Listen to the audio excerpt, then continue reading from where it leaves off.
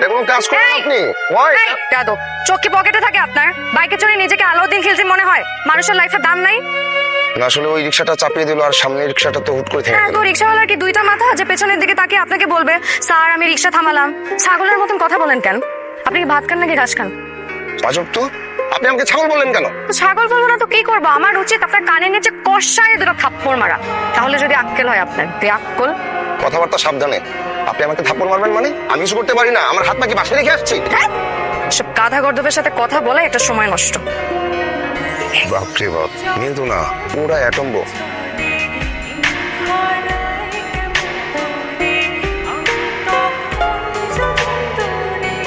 সারাদিন টুইটাই করে আর মেয়ে মানুষ ফলো করে। বাপ মাও কিছু শিখায় নাই, আর এদেরকে কেউ কিছু কোনোদিন শিখাইতেও পারবে না। কার সাথে এত বকর বকর করছিস? বক বক করবো না তো কি করবো বলো মা? এরা রাস্তাঘাটে সারাটা দিন টইটই করে আর মেয়ে মানুষকে ফলো করে।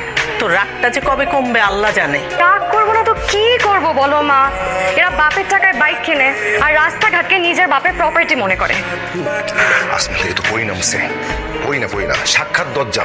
তো কি শোনো, আমার বাইকটা একটা রিক্সার পেছনে হালকা ধাক্কা লাগলো, সাথে সাথে উনি নেমে আসছে। দেখে তো মাশাআল্লাহ পরীর মতো, কিন্তু যখন মুখটা খুললো মিসাইল বেরোচ্ছে, মিসাইল, তাও স্টপ বাটন নাই। কোন রকম জীবনটা নিয়ে ফিরে আসছে।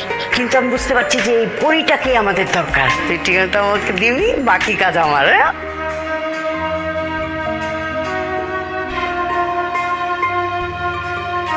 এই যে আপনি ওই লাফাঙ্গা ছেলেটা না?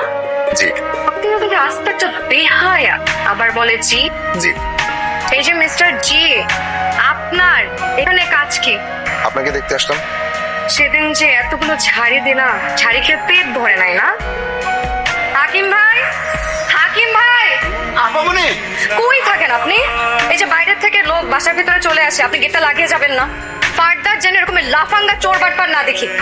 চলেন। বাবারে, তুই দশারে আইস না। আপামনি যদি কমপ্লেন করে বাড়ি এলার কাছে, আমার কিন্তু চাকরিতে থাকবো না। গরিবের পেটে লাত্তি মেরে কি লাভ রে? আল্লাহ ভয় লাগে আর আইস না।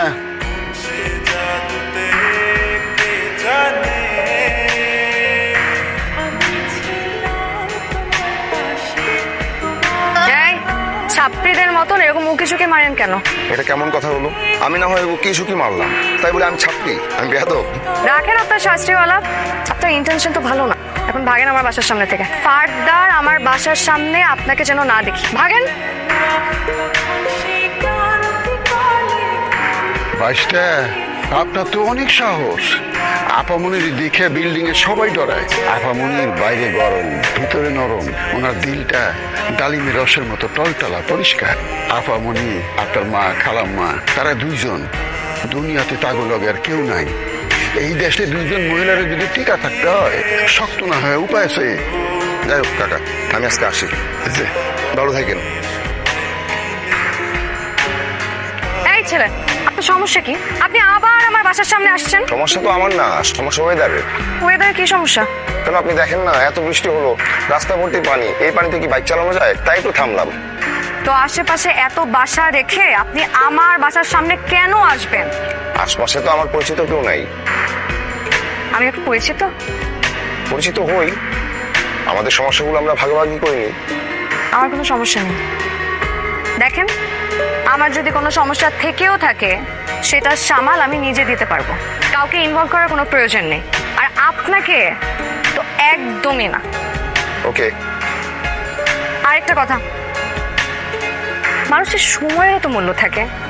নিজে কাজ করতে পারেন না, প্রতিদিন আমার বাসার সামনে এসে দাঁড়িয়ে থাকেন, অপেক্ষা করেন, এটা মানুষজন দেখলেও তো বিরক্ত লাগে। কালকে থেকে আপনার চেহারা যেন আমার বাসার সামনে না দেখি।